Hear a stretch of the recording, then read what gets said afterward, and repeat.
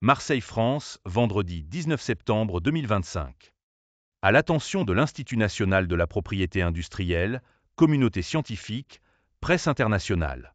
Objet: dépôt de théorie originale sur la maladie d'Alzheimer, acouphène cérébral. Madame, Monsieur. Je sous-signé, Monsieur Belkir Saya, souhaite déposer officiellement ma théorie originale concernant la maladie d'Alzheimer, que je nomme acouphène cérébral, en tant qu'unique auteur de cette hypothèse scientifique. Cette théorie propose une approche nouvelle et inédite, reliant la mémoire à court terme, MCT, et l'exposition aux images rapides issues du cinéma et de la télévision à l'origine de cette pathologie neurodégénérative. 1. Hypothèse centrale. Selon ma théorie, la maladie d'Alzheimer pourrait être liée à la mémoire à court terme. Depuis l'invention du cinéma en 1895 et la diffusion de la première projection publique et payante du cinématographe à 24 images par seconde, le cerveau humain est exposé à une succession d'images trop rapides pour sa capacité d'analyse. Cette cadence, standardisée dans l'industrie audiovisuelle, crée un stress cognitif invisible mais chronique. 2. Mécanismes cérébraux impliqués. Persistance rétinienne. Chaque image persiste environ un 18e de seconde sur la rétine. Le cerveau crée ainsi l'illusion du mouvement, effet phi. Et surcharge de la mémoire à court terme. La MCT a une capacité limitée, 5 à 9 éléments, et une durée restreinte, 30 secondes.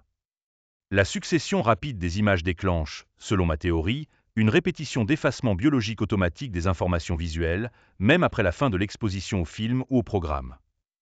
Acouphène cérébral. Ce processus d'effacement répétitif pourrait s'apparenter à un acouphène cérébral, analogue à un acouphène auditif mais d'origine neuronale.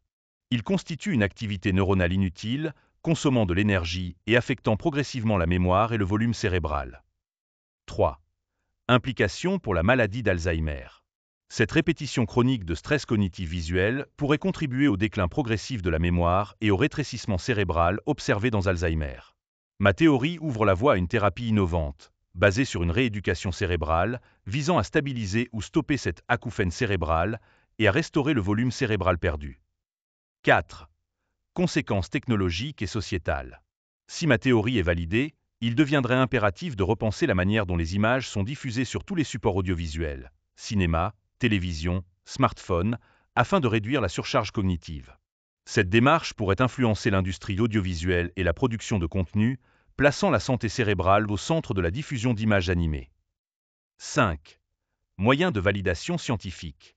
Pour confirmer cette hypothèse, plusieurs axes expérimentaux sont nécessaires. Études expérimentales. Mesurer l'effet de différentes cadences d'images sur la MCT et l'activité neuronale, IRMF, EEG. Et analyse longitudinale. Évaluer l'impact de l'exposition prolongée aux médias rapides sur la mémoire et le volume cérébral. Modélisation informatique. Simuler la MCT et la surcharge visuelle pour prédire les effets à long terme sur la mémoire.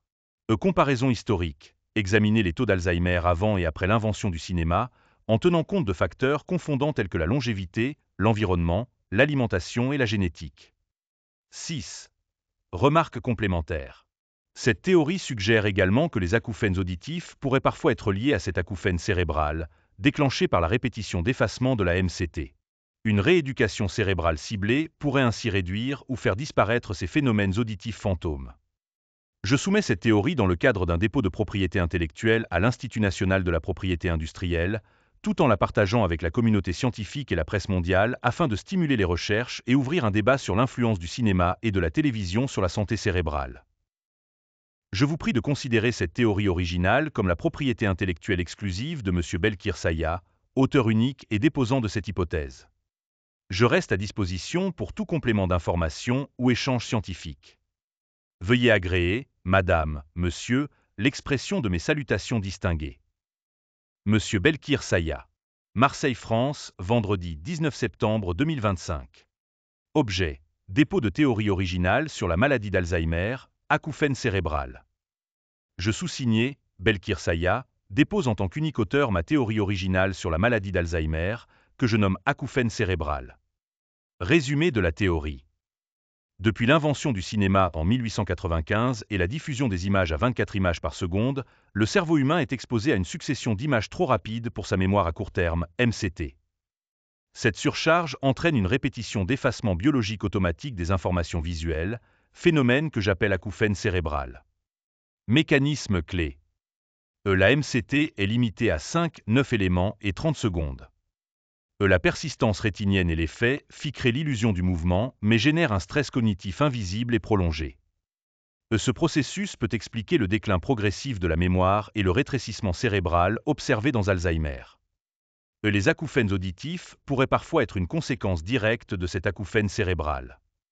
Implications. Possibilité de thérapie par rééducation cérébrale pour stabiliser ou stopper ce mécanisme et restaurer le volume cérébral. Nécessité de repenser la diffusion des images sur tous les écrans pour protéger la santé cérébrale. Et la validation scientifique requiert des études expérimentales, analyse longitudinale et modélisation informatique, ainsi qu'une analyse historique des taux d'Alzheimer avant et après l'invention du cinéma. Cette théorie, si confirmée, ouvrirait une nouvelle voie pour comprendre, prévenir et traiter Alzheimer et serait la propriété intellectuelle exclusive de Belkir Saya. Monsieur Belkir Saya.